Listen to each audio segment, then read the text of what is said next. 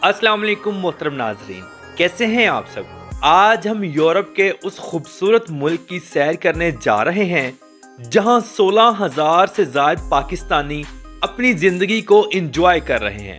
यहां अचानक 30,000 लोग कैसे मर गए, इस मुल्क ने इंडियन शहर गोवा पर कैसे कब्जा किए रखा, ये मुल्क कितना खूबसूरत है, यहाँ के लोग जिंदगी कैसे गुजार रहे हैं, ऐसी बहुत सी दिलचस्प मालूमात आज की हम इस वीडियो में आपसे शेयर करेंगे। तो आज हम सैर करने जा रहे हैं पुर्तगाल की। वीडियो को आखिर तक जरूर देखें और तमाम नए आने वाले दोस्तों से गुजारिश है हमारे चैनल क्लॉकवर्क को जरूर सब्सक्राइब करें। तो चलिए वीडियो का आगाज करते हैं। पुर्तगाल, जिसे ऑफिशियली तौर पर पुर्तगेज रिपब्लिक कहा जाता है, उर्दू में इसे पुर्तगाल जमहूरिया के नाम से पुकारा जाता है। पुर्तगाल दरअसल यूरोप के कदीम तरीन मुल्कों में शुमार होता है। ये सरजमीन प्रागैतिहासिक जमाने से मुसलसल आबाद है।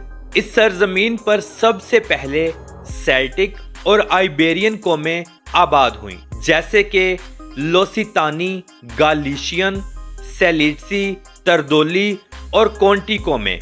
इन कौमों का कदीम यूनानियों के साथ तजारती और सकाफती ताल्लुकात भी थे। नाजरीन, आपको बताता चलूं कि पुर्तगाल की सरजमीन पर 1755 में दुनिया का खतरनाक तरीन जल्जला आया, जो कि पुर्तगाल के शहर लिस्बन में आया था। इस जल्जले की सूरत में सिर्फ लिस्बन शहर में 60,000 के करीब लोग मारे गए थे। इस जल्जले की सूरत में 12,000 मकानात और बड़ी इमारतें तबाह हो गई थी। दरअसल इतनी बड़ी तबाही की वजह यह बनी कि 1 नवंबर पुर्तगालियों का एक खास दिन है, जिसे आल सेनेट्स डे कहा जाता है। इस दिन को मनाने के लिए लाखों लोग चर्चों में इकट्ठे हुए थे। जल्जला आने की सूरत में चर्च जल्जले को बर्दाश्त ना कर सके और लोगों के ऊपर ही गिर गए, जिस वजह से अमवात में बहुत ज्यादा इजाफा हुआ। इस जल्जले की मिकदार इतनी ज्यादा थी कि समुंदर में सुनामी पैदा हो गई, जिसने लिस्बन में तकरीबन 20 फुट ऊंची लहरें पैदा की। ये लहरें इतनी खौफनाक थीं कि 3790 मील का फासला सिर्फ 10 घंटों में तय कर रही थीं। सतह समुंदर आम रूटीन से 13 फुट ऊंचा हो गया था। इस जल्जले और सुनामी की वजह से लिस्बन में बहुत ज्यादा नुकसान हुआ और हजारों की तादाद में लोग मारे गए। इन दो हादसों के चंद रोज बाद लिस्बन शहर में बहुत बड़ी आग भी लग गई, जिससे जानी नुकसान तो नहीं हुआ, लेकिन माली नुकसान बहुत ज्यादा हुआ। ये हादसे यूरोप की तारीख के बदतरीन हादसों में से एक थे। पुर्तगाल का कुल रकबा 92,225.2 मुरब्बा किलोमीटर है और इस कुल रकबे के 1.2% हिस्से पर पानी भी मौजूद है। रकबे के एतबार से दुनिया का 109वां बड़ा मुल्क है और अगर हम इसकी कुल आबादी पर नजर डालें तो यहाँ 1,06,39,726 लोग आबाद हैं। इस कुल आबादी का 92% हिस्सा पुर्तगीज लोगों पर मुश्तमिल है। बाकी 8% लोग दूसरी कौमों का यहाँ आकर आबाद हुए हैं या काम के सिलसिले में यहाँ मौजूद हैं। पुर्तगाल का दारुल हुकूमत और सबसे खूबसूरत शहर लिस्बन है, जो पुर्तगाल का सबसे बड़ा शहर होने का एजाज भी रखता है। ये शहर इंतहाई खूबसूरत और टूरिस्ट की पसंदीदा जगह माना जाता है। इस शहर का कुल रकबा 100.05 मुरब्बा किलोमीटर है और इस शहर की कुल आबादी 5.5 लाख लोगों पर मुश्तमिल है। ये शहर मैड्रिड और बार्सिलोना के बाद 11वां सबसे ज्यादा आबादी वाला यूरोपी शहर है। इस शहर को बहिरा ओकियानूस की समुद्री साहिली पट्टी भी लगती है। इस शहर के बीच में से एक खूबसूरत दरिया टेक्सास भी गुजरता है। इस शहर को बैनुल अक़वामी सतह पर फाइनेंस, कॉमर्स, फैशन, मीडिया, तफरीह, फनून, बैनुल अक़वामी तजारत, तालीम और सियासत में एक खासी अहमियत हासिल है। यहाँ यूरोप की सबसे बड़ी बंदरगाहों में से एक बंदरगाह भी मौजूद है। इस शहर को आलमी शहरों में ऐड किया गया है, जो आलमी फंड्स और कर्जों का बहुत बड़ा मरकज माना जाता है। ये शहर क्रूज यानी बहरी जहाजों का एक अहम मरकज भी माना जाता है। सालाना 50 लाख से ज्यादा लोग क्रूज से मुतालिक सरगर्मियों में शामिल होते हैं। नाज़रीन, सिर्फ इसी शहर में ट्रेन के 17 स्टेशन भी मौजूद हैं। इस शहर में दुनिया के बड़े बड़े बिलियनर्स भी मौजूद हैं, جس حساب سے یہ یورپ کا 11واں امیر ترین لوگوں کا شہر مانا جاتا ہے۔ لزبن بہت سی انٹرنیشنل کمپنیز کا گھر بھی ہے۔ اس شہر میں 86 ملکوں کی ایمبیسیز موجود ہیں۔ یہ دنیا کے قدیم ترین شہروں میں شمار ہوتا ہے اور یہاں بے شمار ایسے مقامات موجود ہیں جو دیکھنے سے تعلق رکھتے ہیں۔ ناظرین، پرتگال ایک یورپی اور غیر مسلم آبادی والا ملک ہے۔ اس ملک میں شراب، بیئر اور وائن بہت زیادہ عام ہے۔ لوگ پانی سے زیادہ شراب کا استعمال کرتے ہیں۔ پورے ملک میں حلال فوڈ تھوڑا مشکل سے ملتا ہے، لیکن حرام فوڈ آپ کو ہر جگہ ملے گا، جیسا کہ سور کا گوشت انتہائی عام ہے۔ یہاں کے عام کھانوں سے لے کر فاسٹ فوڈ تک کے گوشت میں سور کا گوشت ہی استعمال کیا جاتا ہے۔ یہ ملک سور کے گوشت کا بہت بڑا ایکسپورٹر بھی ہے۔ اور اگر ہم بات کریں یہاں کے لوگوں کی عیاشی کی، تو یہاں کے لوگ انتہائی اوپن مائنڈ ہیں۔ یہاں کی لڑکیاں فحش ڈریسز کا استعمال کرتی ہیں، جو کہ ان کی زندگی کا معمول اور حصہ ہے۔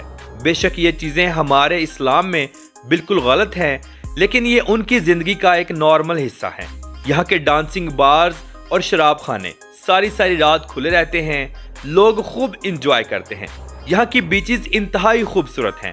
شہر میں کارنش بنائے گئے ہیں جہاں لوگ رات کے وقت اور سارا دن واک کرتے ہیں اور زندگی کو انجوائے کرتے ہیں۔ پرتگال میں صفائی بہت زیادہ ہے۔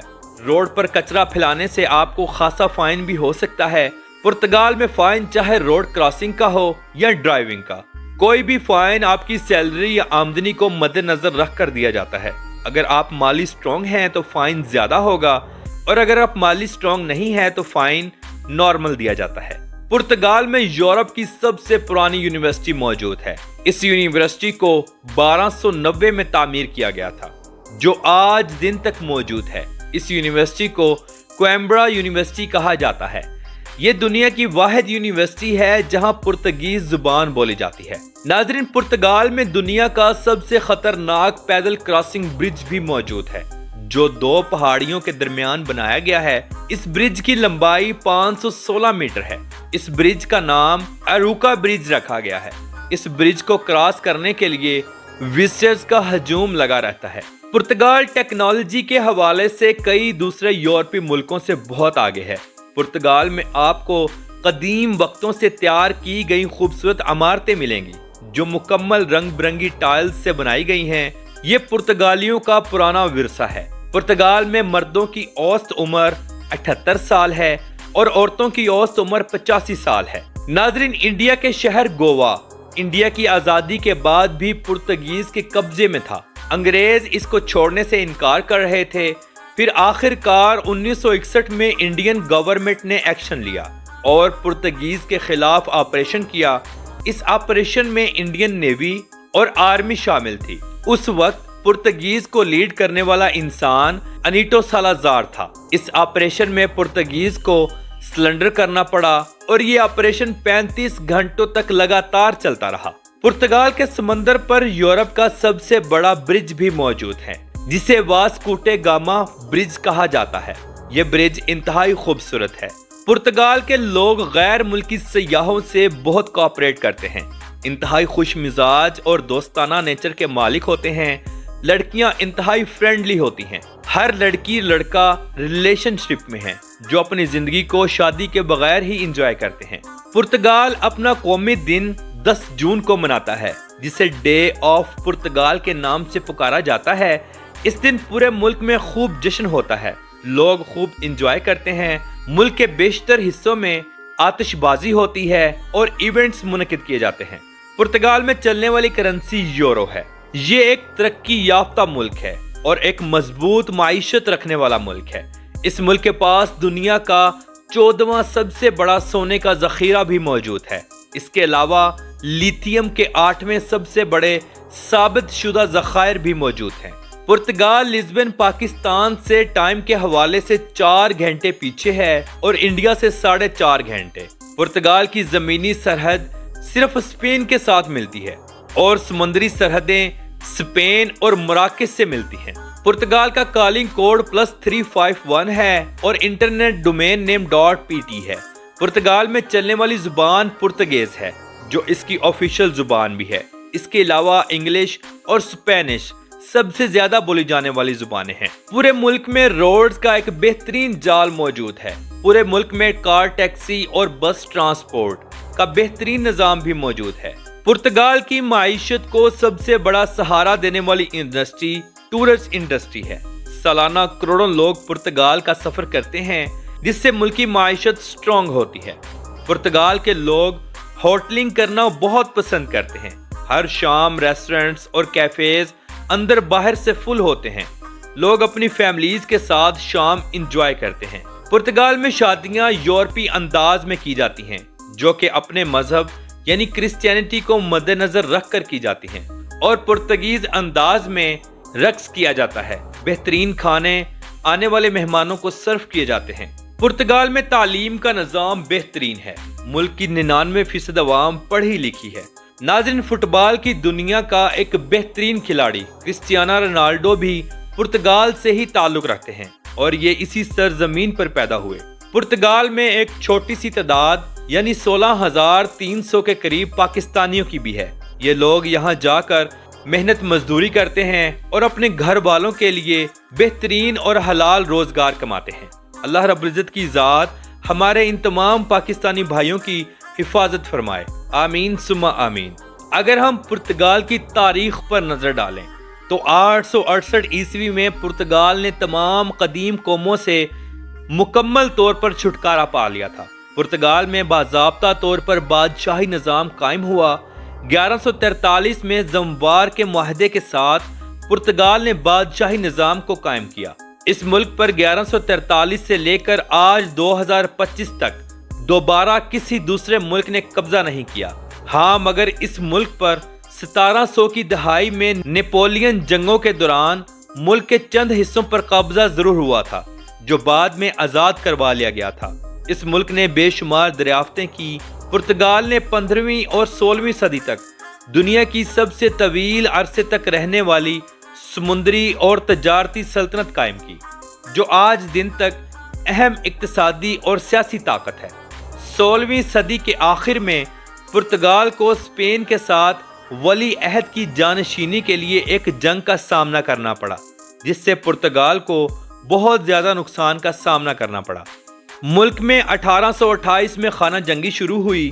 1910 میں ایک ایسا ملک میں انقلاب آیا جس نے پرتگال کی صدیوں پرانی بادشاہی سلطنت کو ختم کر دیا۔